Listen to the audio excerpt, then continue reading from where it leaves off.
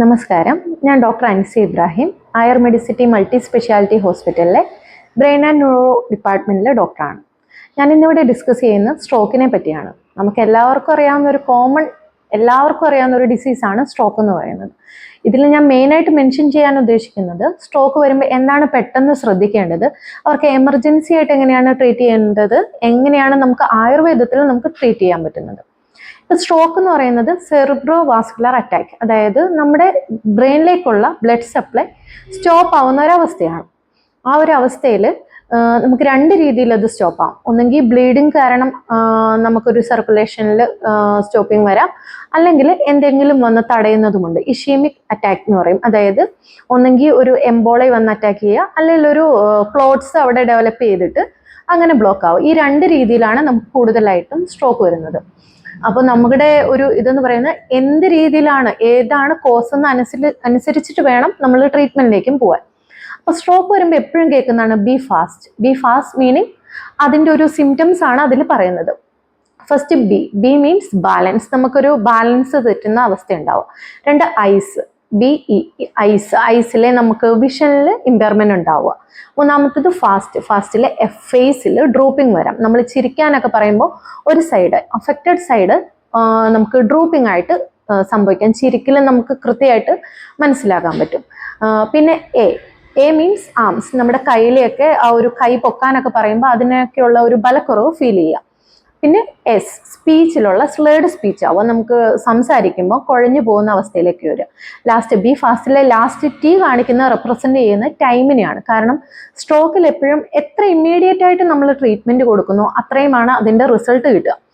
അതായത് ഇപ്പം ഞാൻ പറഞ്ഞല്ലോ 3 ടൈപ്സ് ഓഫ് സ്ട്രോക്ക് ഉണ്ട്, മെയിനായിട്ട് 2 ടൈപ്പ്, അതിലൊന്ന് 2 അപ്പൊ നമ്മൾ ഈ രക്തക്കുഴൽ പൊട്ടിയിട്ടുണ്ടാവുന്ന ഹെമറാജിക് സ്ട്രോക്കിൽ മെയിനായിട്ടും 6 hours അവിടെ ബ്ലീഡിങ് വന്നുകൊണ്ടേയിരിക്കാം.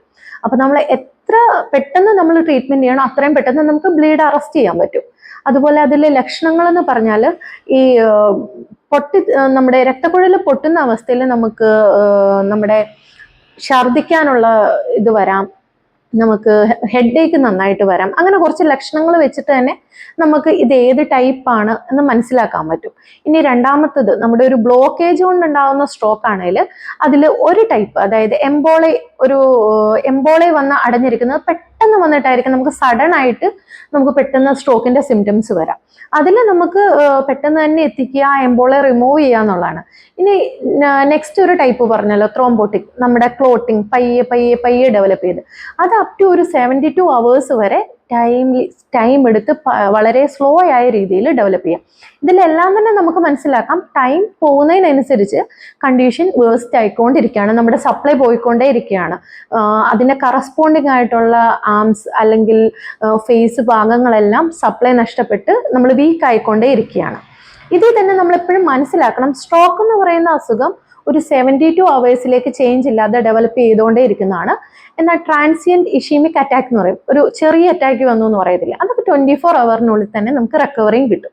അപ്പൊ ഇത് രണ്ടും തിരിച്ചറിയണം. സ്ട്രോക്കിൽ നമ്മൾ കൃത്യമായിട്ടുള്ള ട്രീറ്റ്മെന്റ്സ് എടുക്കണം. നമുക്ക് ആയുർവേദത്തിൽ കൂടുതലും ഒരു അക്യൂട്ട് ഫേസിൽ ഇമർജൻസി ആയിട്ട് നമ്മുടെ അടുത്തേക്ക് വരലുണ്ടാവില്ല, ഒരു സബ് അക്യൂട്ട് അല്ലെങ്കിൽ ഒരു ക്രോണിക് ഫേസിൽ, അതായത് കുറെ നാൾ കഴിഞ്ഞു അലോപ്പതിയിലെ ട്രീറ്റ്മെന്റ്സ് എല്ലാം കഴിഞ്ഞു അതിന് ശേഷമായിരിക്കും വരുന്നത്. അപ്പൊ തന്നെ എത്ര ടൈം മുന്നേ വരണമെന്നനുസരിച്ച് അത്രയും നല്ലൊരു റിസൾട്ട് നമുക്ക് കൊടുക്കാൻ പറ്റും. അതൊരു സബ് അക്യൂട്ട് ഫേസിൽ നമുക്ക് കിട്ടുകയാണെങ്കിൽ അത് വളരെ നല്ല രീതിയിൽ നമുക്ക് ട്രീറ്റ്മെന്റ് കൊടുക്കാൻ പറ്റും. അതുപോലെ തന്നെ ഒരു 1 year അതിനനുസരിച്ച് ട്രീറ്റ്മെന്റ് കൊടുക്കാൻ പറ്റും. അപ്പൊ നമ്മളെപ്പോഴും പറയുന്നത് എത്ര പെട്ടെന്ന് കൊണ്ടുവന്നു, അതായത് അതിന്റെ ഒരു അക്യൂട്ട് ഫേസ് കഴിഞ്ഞിട്ട് പിന്നുള്ളൊരു ഫേസ് ഉണ്ടല്ലോ, അതിൽ ഏത് ടൈമിൽ കൊണ്ടുവന്നു എന്നനുസരിച്ചിരിക്കും അതിന്റെ ഒരു റിസൾട്ട്, ആ ഒരു പേഷ്യൻ്റ് റെസ്പോൺസും എല്ലാം.